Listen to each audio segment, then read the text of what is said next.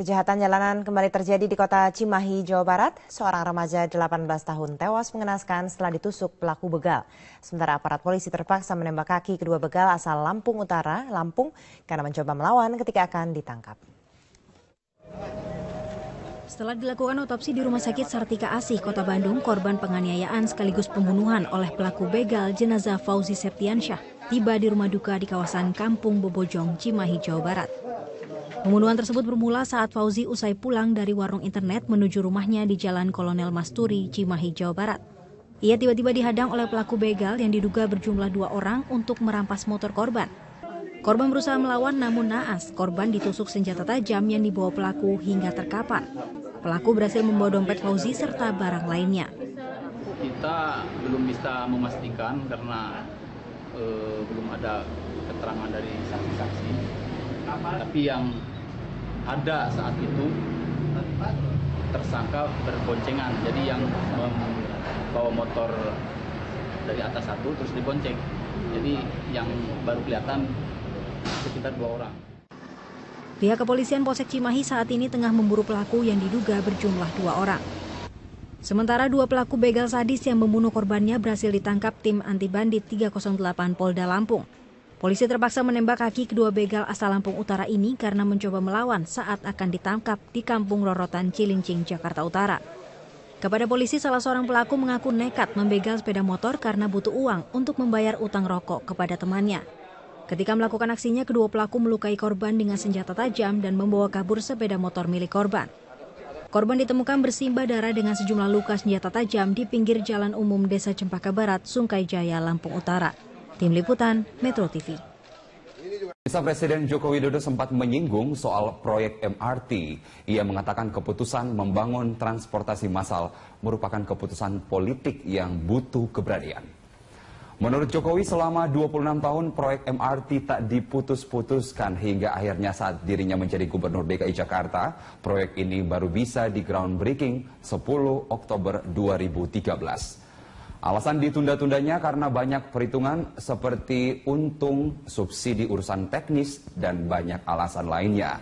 Jokowi mendukung PT MRT Jakarta selaku pengembang proyek ini hingga proyek MRT fase 1 Lebak Bulus Bundaran HI terus berjalan. Jokowi juga mendorong pengerjaan MRT tahap 2 dari Bundaran HI Kampung Bandan. Ia mengingatkan kepada jajarannya agar terus membangun komunikasi kepada publik soal proyek MRT ini.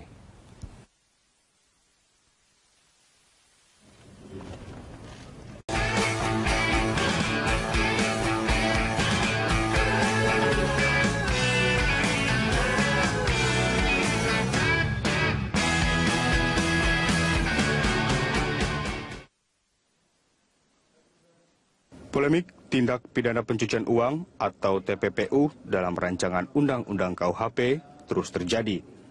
Sejumlah pihak menganggap asas yang ada dalam RUU yang sedang dibahas saat ini lebih mengejar pelaku TPPU bukan kepada memburu aset para pelaku yang bisa memberikan efek jera sekaligus memiskinkan. Di RUU KUHP yang masih dibahas Komisi 3 DPR dengan Kementerian Hukum dan HAM ini, pelaku TPPU tidak dapat diadili bila sudah meninggal dunia. Padahal, dalam Undang-Undang Nomor 8 Tahun 2010 tentang pencegahan dan pemberantasan tindak pidana pencucian uang, aset pelaku tetap bisa diadili, meski sang pelaku sudah meninggal dunia. Kodifikasi yang diatur di RUU dianggap tidak jelas dan tidak sepenuhnya mengakomodir ketentuan yang ada. Lebih jauh, RUU KUHP dianggap bisa mengebiri fungsi KPK sebagai lembaga anti korupsi karena memindahkan fungsi penindakan kepada kejaksaan dan kepolisian.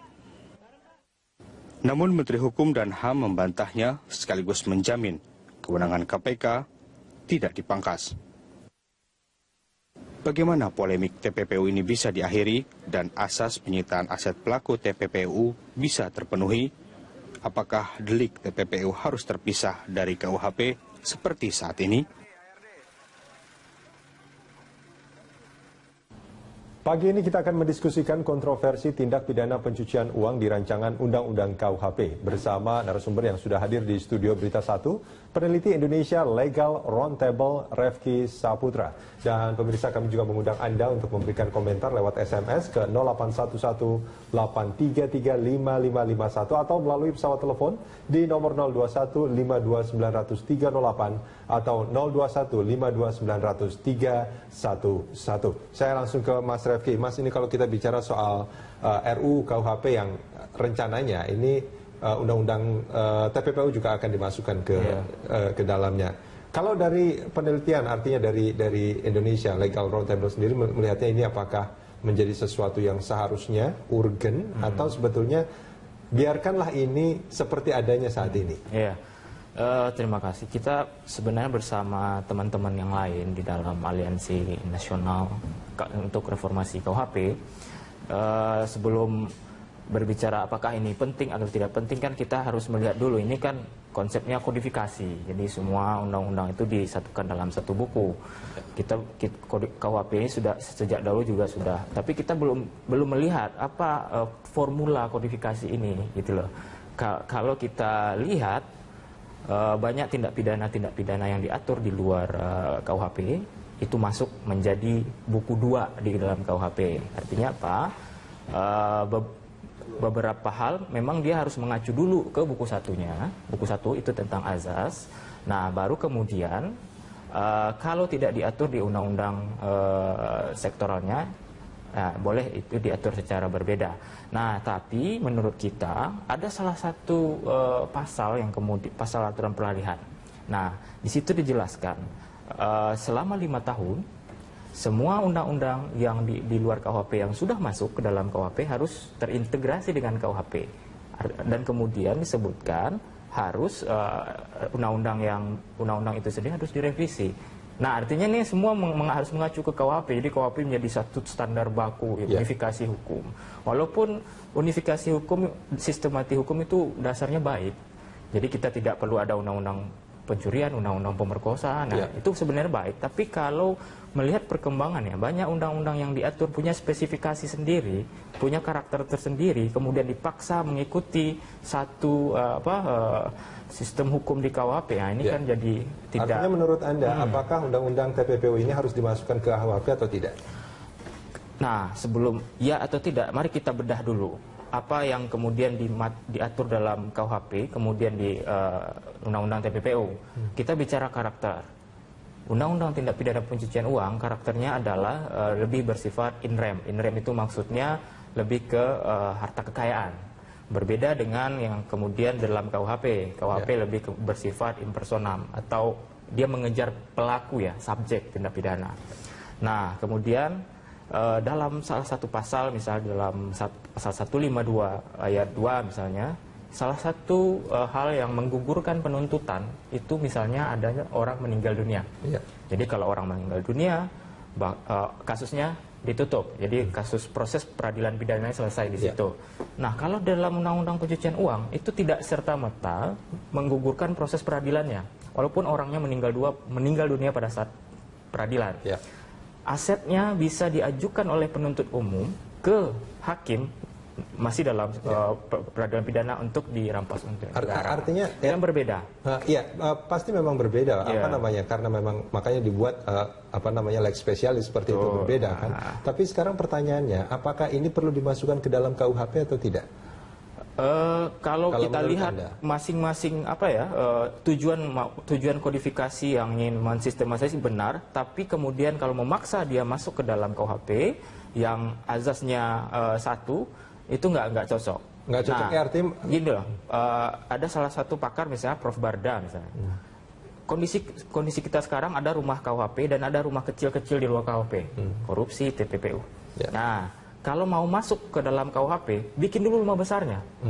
Jadi di buku 1 itu bikin rumah besarnya, masukkan beberapa asas itu. Nah, baru kemudian itu bisa masuk.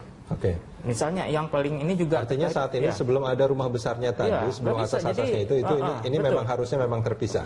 Baik. Berbeda. Sekarang kita sudah tersambung dengan Pak Hudri Sitompul melalui sambungan telepon. Pak Hudri. Iya. Selamat pagi Pak Hudri. Pagi. Di studio juga ada Mas Refki Saputra dari Indonesia Legal Roundtable. Kalau menurut Pak Kudri sendiri, apakah memang undang-undang TPPU ini harus dimasukkan ke dalam KUHP? Ya kan kalau lihat dari gagasan kenapa ini KUHP ini kan sebenarnya mau melakukan kodifikasi. Betul. Artinya ya kodifikasi ini kan kita coba mau masukkan ketentuan-ketentuan pidana dalam satu buku atau satu kitab undang-undang. Nah, ya, mestinya ya kan itu dimasukkan dengan maksud juga dengan kodifikasi ini adalah untuk memberikan kepastian hukum kepada anggota masyarakat. Ya. Nah, jadi kalau pertanyaannya apakah harus masuk? Ya mestinya masuk. Nah, tapi kan nanti juga dalam perkembangan kita kan nggak tahu ya nanti ada lagi setelah katakan sudah disahkannya KUHP yang baru itu ya kan sudah dimasukkan semua ketentuan-ketentuan pidana yang tersebar di luar KUHP dijadikan ini, satu saat kemungkinan akan juga ada suatu undang-undang katakanlah yang kita nggak tahu apa nanti ke depannya ya yang nanti diatur juga mengenai satu pidana. Pak Kudri, maaf saya potong Pak Kudri. Tadi Anda mengatakan bahwa jika undang-undang ini dimasukkan ke dalam KUHP ini akan memberikan kepastian. Apakah selama ini dengan terpisah tidak memberikan kepastian itu? Loh, ya kepastian hukum ya memang itu kan lebih kita tentu kepastian hukum yang lalu itu ya juga ada, tapi kan lebih baik ya kalau itu lebih baik kalau misalnya dijadikan satu dalam satu kitab undang-undang itu. Ya. Kalau kita mengatakan bahwa ini akan lebih baik, tentu ini menjadi harapan setiap orang. Tapi parameternya apa? Bahwa ini akan menjadi lebih baik? Parameter yang lebih baik ini artinya semua anggota masyarakat ya dengan mudah ya mengetahui ketentuan-ketentuan pidana. Walaupun di dalam satu azas hukum setiap orang dianggap mengetahui undang-undang, tetapi itu kan hanya fiksi saja, semua hanya anggapan saja. Nah, lebih baik ya kalau dianggap itu orang seanggota masyarakat itu betul tahu undang-undang apa yang dia langgar gitu. Oke. Nah, ya. Pak Kudri, kita jeda sebentar, kita akan lanjutkan ini di segmen berikut. Mas Refki, kita jeda sebentar.